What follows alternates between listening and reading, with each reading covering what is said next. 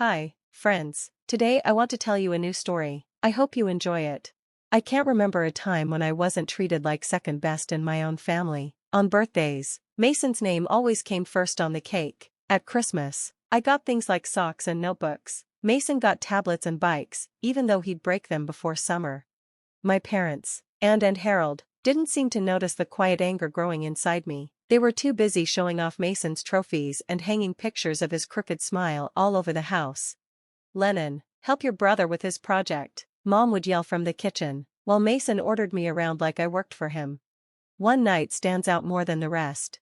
I was 15, sitting at the kitchen table, holding a letter with shaking hands. The letter, my acceptance into a summer program at Helmsford University, a big, life-changing chance I had never even dreamed I'd get. "Mom, Dad, can I tell you something?" My voice was soft. Dad didn't look away from the news. "What is it, Lennon? Make it quick." I handed him the letter, heart racing. "I got in Helmsford's summer program. They're giving me a full scholarship." For a moment, Mom's eyes lit up. Maybe she was proud, but then Mason walked in and dropped onto the couch like he owned the place. "Helmsford's pretty far," Mason said, throwing popcorn in his mouth. "You sure Lennon's ready? He can barely keep up in school." That wasn't true. I had straight A's. Mason was the one failing math, but he knew how to make them doubt me. And my parents? They always believed him. Mom looked worried. "That's a big step. What if you can't handle it?" Dad grunted. "Maybe you should stay nearby, get a job, help around here." I gripped the letter tighter. "I can do this. It's a real chance." Mason leaned back, smiling. "No need to rush. You might just mess it up." Their answer came quick. Final. I was to stay home, go to community college. They told me it was for my own good. But deep down, I knew the truth. They just couldn't picture a world where Mason wasn't the favorite. That night, I stared at the cracked ceiling, heart full of anger, sadness, and something stronger, determination. If they couldn't believe in me, I'd just have to believe in myself. And Mason, I made a silent vow, one day, I'd shine so brightly, even he'd have to look away. I just didn't know how far he'd go to stop me. 2 weeks after they shot down Helmsford, I made my choice, quietly, without celebration or regret. Each night, I searched the internet, hunting for scholarships, loans, anything that could help me escape the house that had held me down for so long. Then I found it, a late scholarship for independent students. I felt like I could finally breathe. One muggy August morning, I crept downstairs with a worn suitcase and a heavy heart. Mason was on the couch, half asleep, controller slipping from his hand. He barely looked up. "Going somewhere, Lenny?" he mumbled. I swallowed. "Just heading to campus early, orientation stuff." He smirked. "Local campus, right? Thought you were commuting." I forced a grin, changed plans. His eyes narrowed, but as always, he didn't care enough to ask more. In his head, I wasn't worth the effort. By sunset, I was gone.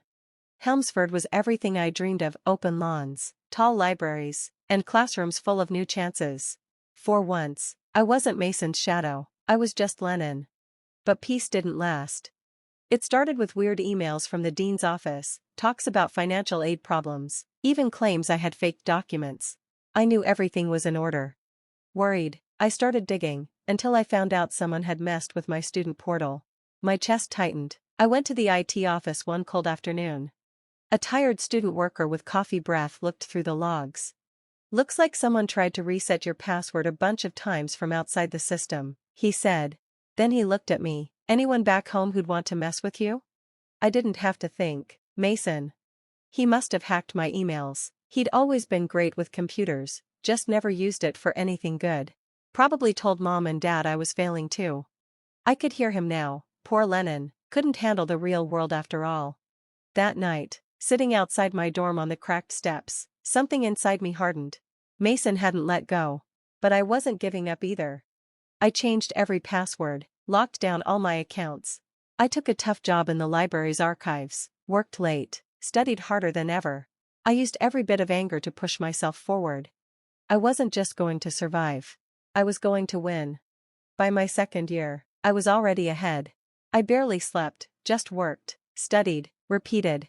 Doubt showed up often, but so did stubbornness. I heard Mason's voice in my head, always mocking. So I kept going. I graduated a year early, Magna cum laude. When I walked across that stage, the cheers were for the kid no one had believed in. My family didn't come. They didn't even know.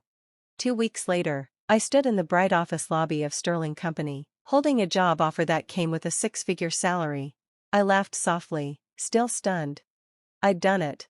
My phone buzzed. A message from Mom. Hope you're doing okay at community college, sweetie. Mason says you might need tutoring. Let us know if you need more money. Proud of you no matter what. I stared at it for a moment, then smiled, cold, tired, and a little sad. Still blind. Still believing his lies. I replied with one word, thanks. I'm doing just fine. I slipped my phone into my pocket and stepped into the elevator.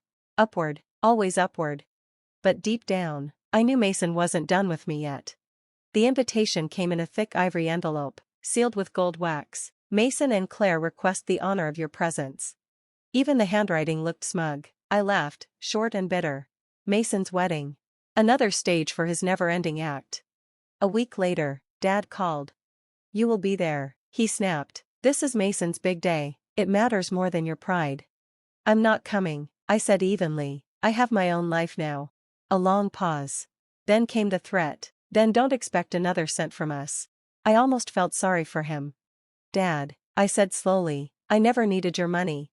The silence on the other end felt dry and stiff, ready to break. But inside me, a knot of anger twisted tighter.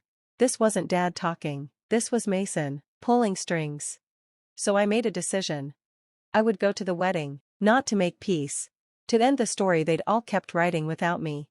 The ballroom sparkled with chandeliers and fake laughter. I walked in quietly, blending in, just how I wanted. When it was time for speeches, Mason strutted up, smirking like always. I want to thank everyone who believed in me, he said loudly, glancing at our parents. Especially those who didn't waste time chasing silly dreams. Laughter, polite, forced. My hands curled into fists under the table. Then it was my turn. I stood, slowly, every eye turned to me. I wasn't supposed to succeed, I said clearly. But while some people played the hero at home, others were out earning honors, and a six-figure career. The room froze. Mason's glass slipped, shattering on the floor. You're lying, he snarled, stumbling toward me, face red. No, Mason, I said quietly, I just stopped playing your game. He lost it, grabbed a champagne bottle, tried to make a toast, then smashed it on the floor and cursed everyone in sight. Security stepped in. He flopped back into his seat, passed out in his salad, snoring. Gasps rippled through the room, followed by awkward laughter.